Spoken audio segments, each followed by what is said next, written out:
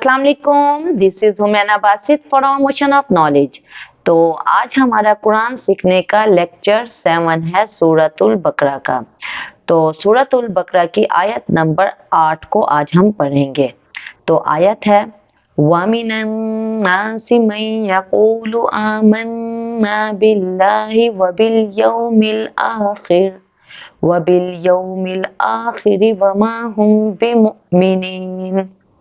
वाव और मिन से, अन्नासी लोग, मन जो, यकूलु कहते हैं, आमन्ना हम ईमान लाए, बिल्लाहि अल्लाह पर, वाव और बिल यौमी और दिन पर, अल आखिरी आखरत, वाव और माँ नहीं हम वो बिमुमिनीन ईमान लाने वाले।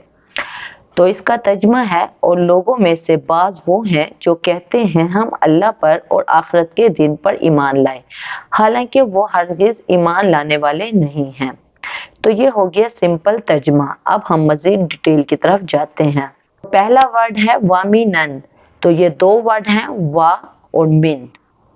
तो इसका मानी है और मिन से, एंड ऑफ। कोई भी कुरान पाक में वर्ड हो वो इसम होता है यानी कि नाउन, फेल होता है यानी कि वर्ब, हर्फ होता है यानी कि पार्टिकल। तो वा और मिन दोनों हर्फ हैं, वाव भी हर्फ है और मिन भी हर्फ है। और मिन जो है वो हर्फ जार है, यानी जो वाव है वो रिजम्पशन पार्टिकल है और मिन जो है वो प्रेपोजिशन है। वाव जो होता है वो चार तरह के होते हैं। वाव कसम वाला यानी कि वल्लाही अल्लाह की कसम, और आतफा यानी कि पिछले तमाम चीजों को कैरी करता है। तीसरा हालिया, हाल बयान करने के लिए, यानी मैं मस्जिद में दाखिल हुआ और वो रुकू में था, तो ये क्या बयान किया, हाल बयान किया, और वो रुकू में था तो हाल बयान किया। तो तीसरा वो जो होता है वो हालिया होता है। और चौथा इस्तिनाफिया यानी कि नया जुमला शुरू करने के लिए। तो ये जो वो है ये नया जुमला शुरू करने के लिए है। सूरतुल बकरा के शुरू के आयतों में मोमिनीन का जिक्र था, उसके बाद काफरों का जिक्र था, अब मुनाफिकीन की बात हो रही है। वो इस्तिनाफिया है यानी कि नया जुमला शुरू करने के लिए है, यहाँ से मुनाफिकों की बात हो रही है। इसके बाद है अन्नासी। ये दो वर्ड हैं, एक अल और एक नासी। अब अल नासी हम नहीं पढ़ेंगे, हम अन्नासी पढ़ेंगे। तो हुरूफे शमसिया, कुछ हुरूफ जिनसे पहले अल लगने से लाम बोला जाता है उनको कहते हैं हुरूफे कमरिया, और कुछ हरूफ वो हैं जिनसे पहले अल लगने से लाम नहीं बोला जाता बल्कि उस हर्फ पर शद आ जाती है। देखिए जैसे यहाँ हम अल नास नहीं कहेंगे, अन्नासी। तो ये नून क्या है, ये हुरूफे शमसिया में से है, यानी यहाँ पे शद बोली जाएगी। तो अन्नासी लोग, द पीपल, और इसका जो मादा है, रूट है, वो नून वाव सीन है, और अन्नासी इस्म है यानी कि नाउन है। मैं आपको बता चुकी हूँ जब शुरू में अल लगा हुआ हो या आखिर में तनवीन हो तो वो इस्म ही होता है, नाउन ही होता है। अब यहाँ शुरू में अल लगा हुआ है, अन्नासी, तो अल लगा हुआ है तो ये इस्म है। अब यहाँ अन्नासी सीन के नीचे जेर क्यों है, ये हमेशा अरेबिक में जो भी वर्ड हो उसके आखिर में पेश होती है। यहाँ सीन के नीचे जेर है, अगर जेर या जबर हो तो वो कोई वजह होती है। तो यहाँ जो जेर है वो मिन की वजह से है। मिन जो है वो हर्फ जार है। आपको पता है हर्फ जार के बाद जो अगला वर्ड होता है वो मजरूर होता है, यानी उसके आखिरी हर्फ के नीचे जेर आती है। तो हर्फ जार और मजरूर मिलके मुरक्कबे जारी बनाते हैं। तो मिनन नासी, तो मिनन नासी ने मिलके मुरक्कबे जारी बनाया, मिन हर्फ जार और अन्नासी मजरूर। तो ये इस्म है, नाउन है, नाउन के साथ डिटेक्टिव लगा हुआ है ये अल। जैसे इंग्लिश में दा यूज होता है वैसे ही अरेबिक में अल यूज होता है, तो अल हमारे पास यहाँ डिटेक्टिव है। तो इसका मतलब है लोगों में से, यानी सम ऑफ देम। के बाद है मन जो, यानी आर सम हु। तो ये क्या है, ये इस्म है यानी कि नाउन है, और इसमें मौसूल है, रिलेटिव प्रोनाउन है जो। लफ्जन ये वाहिद है मगर मानी वाहिद हो जमा दोनों के लिए देता है। ये कौन के लिए आता है। अगला वर्ड है यकूलू, कहते हैं, से। इसका जो मादा है वो कौम वाव लाम है यानी कौलन से, और ये फेल है यानी कि वर्ब है, फेल मुजारे वाहिद मुजक्कर गायब है। और इसका जो बाब है वो कौला यकूलू कौलन, बाब नसरा यंसुरु है। جب شروع میں یا لگی ہوئی ہو تو وہ کے لیے یوز ہوتی ہے یعنی غائب. فعل مضارع واحد مذکر غائب یعنی غائب کے لیے یوز ہو رہا ہے وہ غائب. یہاں یا کے ترجمے کی ضرورت نہیں, وہ ہم نہیں بولیں گے, ہم کہیں گے کہتے ہیں. لوگوں میں سے بعض کہتے ہیں تو وہ کہنے کی ضرورت نہیں ہے یا کے ترجمے کی ضرورت نہیں ہے. قولا ماضی, یقول مضارع اور قولا مصدر. کو فعل مضارع کا ٹیبل نظر آ رہا ہے, اس میں فعل مضارع واحد مذکر غائب یہ پہلا یوز ہوا ہے. اس کے بعد ہے آمنا, ایمان لائے ہم یعنی وی بلیوڈ, اور اس کا جو مادہ ہے وہ حمزہ میم نون ہے, اور یہ فعل ہے یعنی کہ ورب ہے, فعل ماضی جمع متکلم ہے, اور اس کا جو باب ہے وہ آمنا یؤمن ایمانا یعنی کہ باب افعال ہے. فعل ماضی یوز ہوا ہے یعنی آمنا کا ٹیبل آپ کو نظر آ رہا ہے, اس میں جمع متکلم آخری والا یوز ہوا ہے, فعل ماضی جمع متکلم. تو آخر میں جب نہ ہو آمنا, نہ ہو وہ ہم کے لیے یوز ہوتا ہے, نہ آخر میں ہو تو ماضی کے لیے جمع متکلم. جب بھی نہ آخر میں ہو تو ماضی کے لیے کیا ہوتا ہے جمع متکلم یعنی ہم سب ایمان لائے ہم. ماضی میں آخر میں تبدیلی ہوتی ہے. دیکھیں یہ مضارع ہے تو مضارع میں یا شروع میں لگا ہوا ہے جو غائب کا بتا رہا ہے وہ کا بتا رہا ہے. مضارع میں شروع میں تبدیلی ہوتی ہے, اور ماضی میں آمنا یہ کیا ہے, یہ ماضی ہے, آمنا سے گردان چلی تو یہ ماضی ہے, ماضی میں آخر میں تبدیلی ہوتی ہے یعنی آمنا, نہ بتا رہا ہے کہ یہ جمع متکلم ہے. اس کے بعد ہے باللہ, تو یہ دو ورڈ ہیں بی اور اللہ. اللہ پر ان اللہ, اور اس کا جو مادہ ہے وہ حمزہ لام ہا ہے اللہ کا, اور بی جو ہے وہ حرف ہے اور اللہ جو ہے وہ اسم ہے. تو بی جو ہے وہ حرف جار ہے اور اللہ جو ہے وہ اسم معرفہ ہے یعنی کہ پراپر ناؤن ہے, اور با کے نیچے جو زیر ہے وہ یہ حرف جار ہے یعنی کہ پریپوزیشن ہے. تو حرف جار اور مجرور مل کے مرکب جاری بناتے ہیں.